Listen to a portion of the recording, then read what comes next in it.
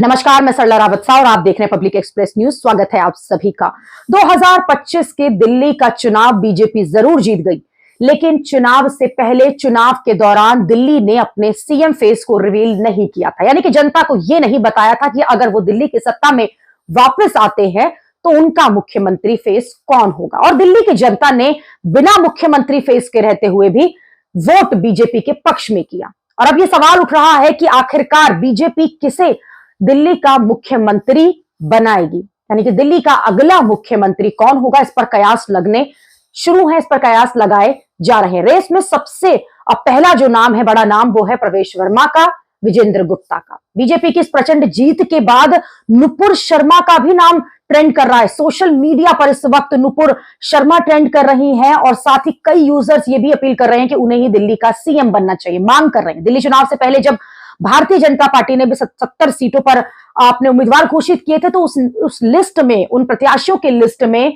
नुपुर शर्मा का नाम नहीं था। तब भी सोशल मीडिया पर नुपुर शर्मा ट्रेंड की थी। यूजर्स लगातार ये लिख रहे थे कि दिल्ली से नुपुर शर्मा को टिकट दी जानी चाहिए थी। आम आदमी पार्टी के संयोजक और पूर्व मुख्यमंत्री अरविंद केजरीवाल को हराने वाले प्रवेश वर्मा का नाम सबसे ऊपर चल रहा है मुख्यमंत्री की दौड़ में, क्योंकि उन्होंने एक पूर्व मुख्यमंत्री को और एक मुख्यमंत्री के दावेदार को ही इस चुनाव में हराया है। मुख्यमंत्री बनने के लिए उनका नाम इसलिए भी रेस में है क्योंकि लंबे समय से वो बीजेपी में है और लगातार जैसा पार्टी उन्हें आदेश देती है उस हिसाब से काम भी कर रहे हैं। पूर्व मुख्यमंत्री और बीजेपी के दिवंगत नेता साहिब सिंह शर्मा के बेटे हैं वर्मा के, और दिल्ली के प्रभावशाली परिवारों में से, राजनीतिक परिवारों की बात की जाए तो उनमें से एक है। नई दिल्ली सीट पर उन्होंने अरविंद केजरीवाल को 4079 वोटों से भी हराया है। इसके अलावा भी कई ऐसे नाम हैं जो इस वक्त सीएम पद के लिए लगातार उठ रहे हैं। प्रवेश वर्मा का नाम इसलिए भी उठ रहा है कि प्रवेश वर्मा, बेशक 2024 में उन्हें टिकट नहीं दिया गया था लोकसभा का, लेकिन 2020 में जब चुनाव हुआ, 2019 में जब चुनाव हुआ था, तो उन्हें लोकसभा चुनाव में पश्चिमी दिल्ली से टिकट दिया गया था और वो उस चुनाव में 5 लाख से ज्यादा वोट से जीते भी थे। यानी कि उन्हें जब जब मौका मिला है उन्होंने अपने आप को प्रूव भी किया है। इसलिए बड़ा नाम जो सामने आ रहा है वो प्रवेश वर्मा का। इसके अलावा वीरेंद्र सचदेवा का नाम भी सामने आ रहा है। वीरेंद्र सचदेवा भारतीय जनता पार्टी दिल्ली इकाई के प्रदेश अध्यक्ष हैं और सन 80 के दशक से ही वो राजनीति में है, बीजेपी के साथ है। 2009 में वो प्रदेश मंत्री भी रहे और 2017 में प्रदेश उपाध्यक्ष भी बने। वीरेंद्र सचदेवा लोकसभा चुनाव के पहले से ही आक्रामक रणनीति पर काम कर रहे थे। दिल्ली में उन्हें एक मजबूत नेता के तौर पर देखा जा सकता है।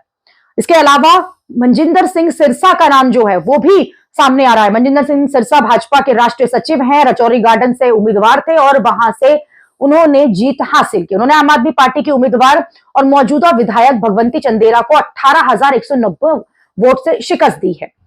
सिरसा जो है सिख समुदाय को रिप्रेजेंट करते हैं, उनकी छवि अच्छी है। 2013 में पहली बार इस सीट से विधायक भी बने थे। अकाली दल ने उन्हें 2017 में टिकट दिया, लेकिन उसके बाद 2019 में उन्होंने अकाली दल को अलविदा कह दिया और फिर वो बीजेपी पार्टी में आ गए। इसके अलावा जो नाम सीएम पद के लिए आ रहा है उसमें रेखा गुप्ता का है। रेखा गुप्ता ने शालीमार बाग से 30,000 वोटों से जबरदस्त जीत हासिल की है। 2020 में मामूली से अंतर से हालांकि वो चुनाव हार गई थी।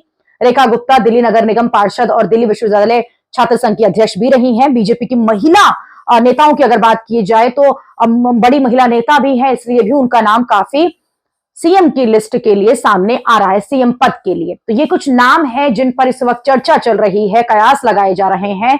लेकिन इस वक्त प्रवेश वर्मा का ऐसा नाम है क्योंकि उन्होंने अरविंद केजरीवाल को हराया है, इसलिए सबसे बड़े नाम के तौर पर आ रहा है। हालांकि विधायक दल इसका फैसला करेगा कि दिल्ली का अगला मुख्यमंत्री कौन होगा।